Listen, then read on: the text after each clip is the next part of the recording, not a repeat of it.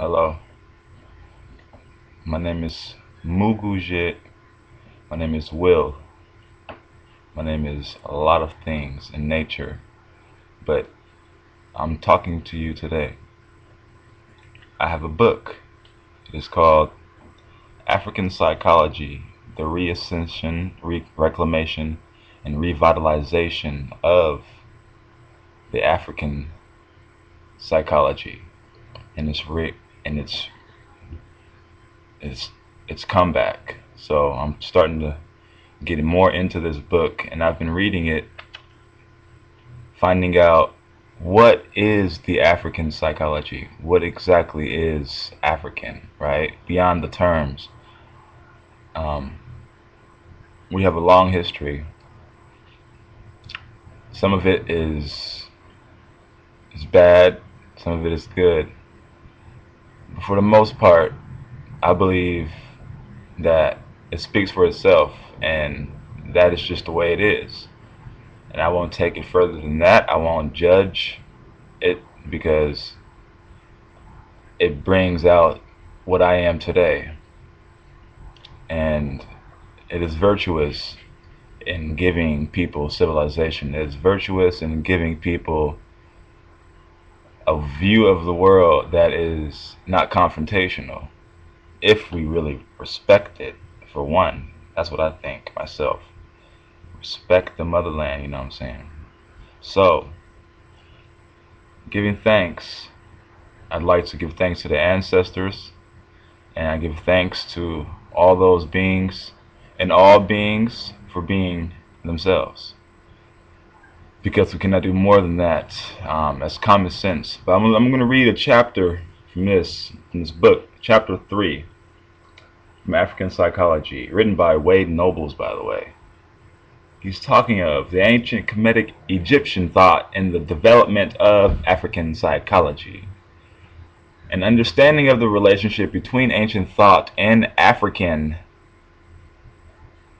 psychology, black psychology, requires first and foremost a recognition that the ancient African word was a word of symbolism, and that much of what is meaningful in African psychology today has gone unrecognized and misunderstood because of our inability to understand the role of symbolism in the African mind, both African and modern. So he's saying our inability, meaning we cannot just say their language is complex and we have to break it into categories, we have to break it down.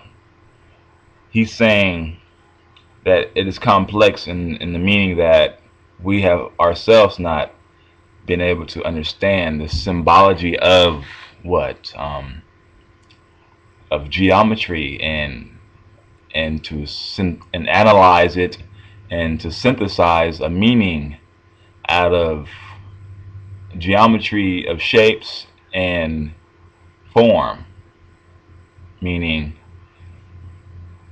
we cannot imagine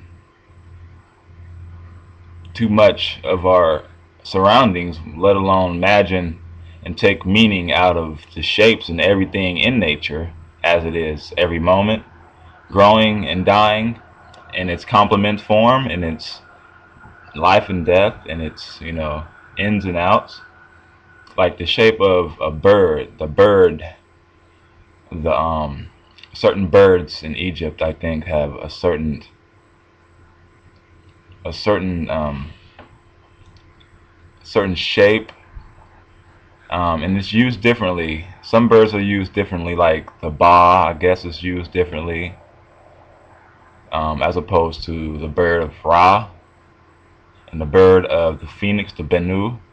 They're all used interchangeably, but for different meanings because of the different shape or the different form, or so to speak, the the different meaning that comes out, even of the difference between an A and a circle is really close and similar to each other, but the I and the O will throw anyone off in any language, any culture, as to the meaning of the whole thing. But think about writing a language that allows you to look off the page, go into the world outside you, or go home and say, this is saying this. The tree is speaking this to me. These birds, the way they're flying, are speaking this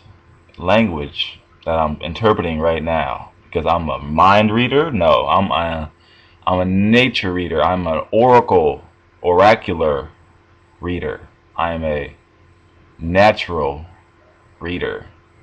And that's one thing that we've lost as the original people, and we've lost that touch, being able to go in depth. But anyway, I just wanted to read that and put something on the web with that to have some conversation go about. But I give thanks to the Most High. I give thanks to the ancestors, all the four directions. I give thanks, and may all beings be happy. May they receive what they give me. May I receive what I give them. Peace. Thanks.